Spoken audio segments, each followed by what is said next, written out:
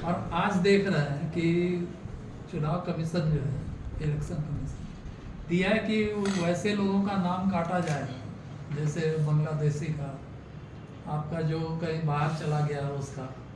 तो ये मतदाता का लास्ट टाइम में मतदाता सूची से नाम हटाना कहाँ तक सही है? देखिए, अब चुनाव आयोग किस तरह से काम कर रहा है, किस तरह से ले रहा है, और मतदाता सूची में अगर कहीं गड़बड़ी हुआ भी होगा तो सरकार तो फिर बीजेपी का ही है, और अगर किसी अफसर ने अगर इस तरह की गलती किया होगा तो उस पर कार्रवाई करे, रोकता कौन है? और उनको लगता है कि कोई बांग्लादेशी है तो उसका नाम ही नहीं काटे। नाम काटने से ही उनको रियायत नहीं मिल जाएगा। अगर बांग्लादेशी कोई आके घुसपैठी कर रह रहा है तो ये हम समाजों के लिए भी दुखदायक है, और वैसे लोगों को जेल में रखना चाहिए जो अगर गलत तरीके से यहाँ पे आधार कार्ड बना के अगर रह रहा है तो। लेकिन हम समझते हैं कि 10 साल से लगातार और 20 साल जो है बीजेपी गठबंधन की सरकार है बिहार में, तो जो बात वो बोल रहे हैं ये कहीं से न्याय संगत नहीं है। चूँकि उसी की सरकार है, उसी का पदाधिकारी है, और उसके रहते हुए अगर बांग्लादेशी घुस गया तो भाई वैसे पदाधिकारियों पे और उसे मुख्यमंत्री पे क्या कार्रवाई कर रहा है भारत सरकार या चुनाव आयोग, ये भी बताना चाहिए। सर, ये मामला जो है राहुल गांधी ने उठाया था कि महाराष्ट्र में जो चुनाव है उसमें बोगस मतदाताओं को डाल दिया गया था, जिसके वजह से वहाँ बीजेपी को बहुत ज़बरदस्त जीत हुई। अगर राहुल गांधी ने किसी मुद्दे को उठाया और उतने बड़ा नेता है तो मुद्दा कहीं न कहीं सत्य होगा तभी तो उठाया। इसकी जांच होना चाहिए, और जांच में अगर इस तरह की चीज़ें पकड़ाता है तो वो पहले सरकार को वहाँ का ख़त्म करे, और जिस प्रखंड में जिस जिला में इस तरह की घटनाएं हुआ है वहाँ के डीसी को, एसडीओ को तुरंत सस्पेंड करना चाहिए और जेल में डालना चाहिए। रघुवर दास का आरोप है कि जब जेएमएम, आरजेडी और कांग्रेस की सरकार बनती है तब तक झारखंड शर्मसार होता है। क्या इस बार शर्मसार किया?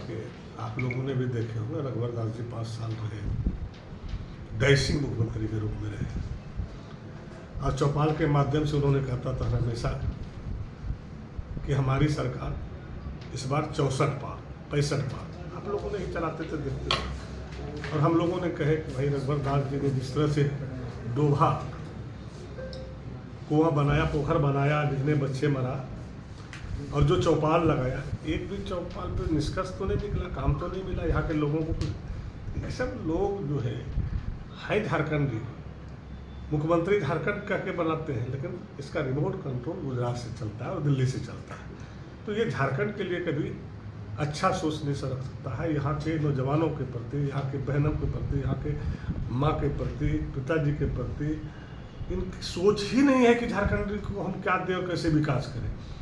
आज हेमंत जी ने जो वादा किया या इंडिया गठबंधन ने जो वादा किया, आप देख रहे हैं लोग पूरा किए। आप लोगों को पता है कि यही मैया सम्मान योजना के विषय में क्या क्या बोलते थे बीजेपी वाले लोग, और उसके बाद वो लोग भी लास्ट में चुनाव के नौबत में चल आया कि हमने जो है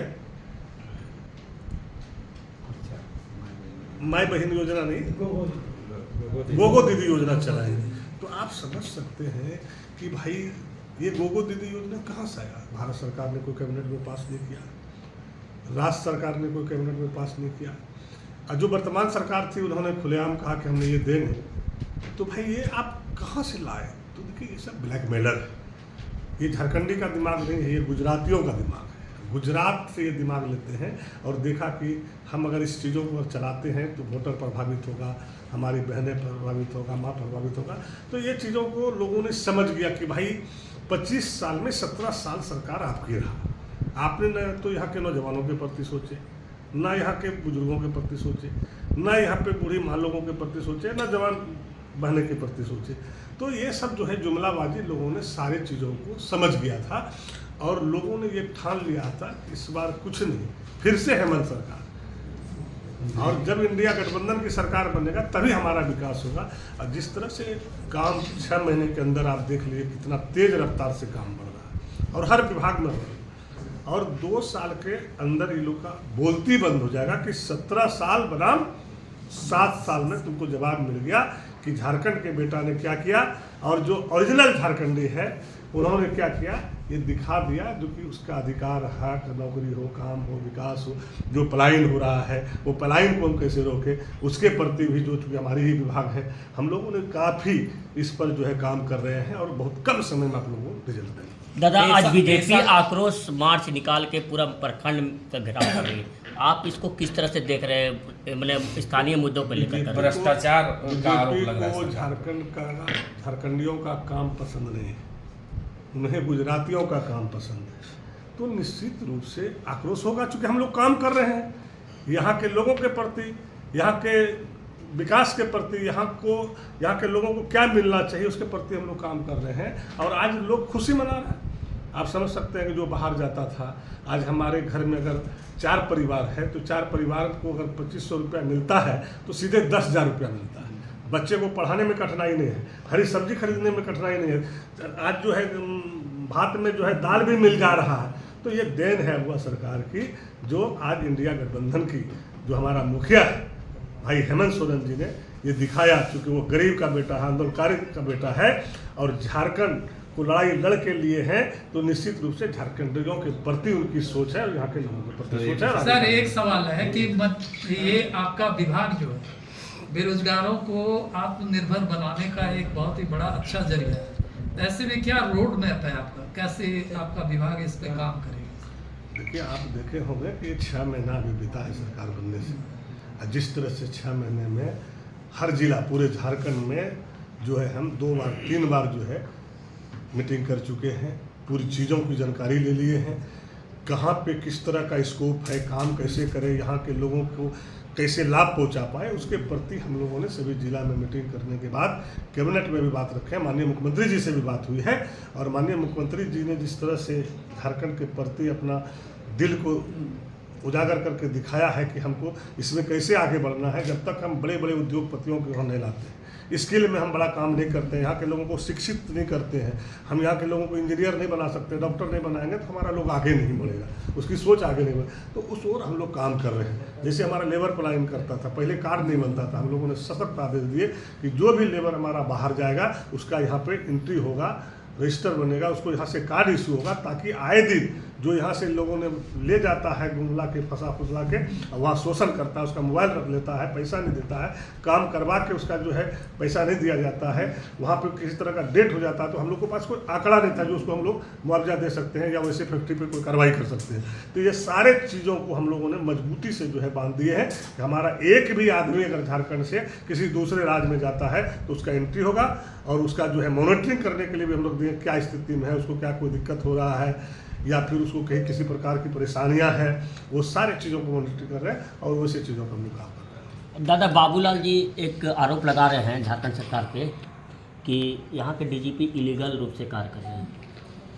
भाई, कल तक जब यहाँ के डीजीपी वही रघुवर दास जी के सरकार में थे तो वो लीगल थे और आज अगर हम लोग के सरकार में है तो लीगल हो गए। तो ये तो बाबूलाल जी को पूछना चाहिए रघुवर दास जी को कि कैसे वो अलीगल को डीजीपी बना कर रखे थे। ये उनका इसलिए कहना है कि वे सेवानिवृत्त हो चुके हैं, उसके बावजूद सरकार उनको अभी तक नौकरी पे रखे हुए। एक्सटेंशन मिलता है, सरकार जहाँ जानता है कोई अफसर काम करने वाला है तो उसको एक्सटेंशन देता है। ये उनकी व्यक्तिगत है, उस पर बाबूलाल जी को नहीं बोलना चाहिए। बाबूलाल जी ने भी कई कर चुके हैं, वो भी अपने मुख्यमंत्री रीजन में ये सब किए। तो बाबूलाल जी के सुलझे हुए नेता है, सीधा साधा नेता है, राजहित में सोचते हैं, लेकिन कभी कभी डाइवर्ट भी हो जाते हैं। RSS वाला जो दिमाग बुद्धि चला जाता है तो वहाँ थोड़ा गड़बड़ा जाते हैं। इसीलिए कि JBM बनाए थे बाबूलाल जी बहुत अच्छे थे, उनके लोग सपोर्ट में थे, हम भी सपोर्ट में थे, लेकिन फिर जैसे वो BJP RSS में गए तो थोड़ा उनको लगा कि बाबूलाल जी काहे फिर वहाँ चले गए। उनको रहना चाहिए इधर, झारखंडियों के प्रति सोचना चाहिए और गुजरातियों से दूर रहना चाहिए। लेकिन गुजरातियों के साथ जाके गुजराती वाला मानसिकता हो जाते हैं तो बाबूलाल जी को बधाई देते हैं। किस तरह एक और रह गया है, पेशा पर अभी बहस छिड़ रहा है। कांग्रेस भी कार्यशाला पूरे प्रदेश के और देश के नेताओं के साथ कर रही है, BJP भी कर रही है। रघुवर दास जी कह रहे हैं कि हम सारा चीज़ तैयार कर चुके थे, सिर्फ उसको कैबिनेट में पारित करके लागू करना था। तो गठबंधन की सरकार है, क्या चाहते हैं कि यहाँ सशक्तिकरण हो? अगर नियम संगत सारी चीज़ अगर सही होगा, अगर बाबूलाल रघुवर दास जी ने अगर बनाया था तो उन्होंने तो 5 साल में अपने कैबिनेट में कुछ किया नहीं। सिर्फ चौपाल और जो है वो कौन कुआं पोखर बोल रहे थे जिसमें हाथी डूबा।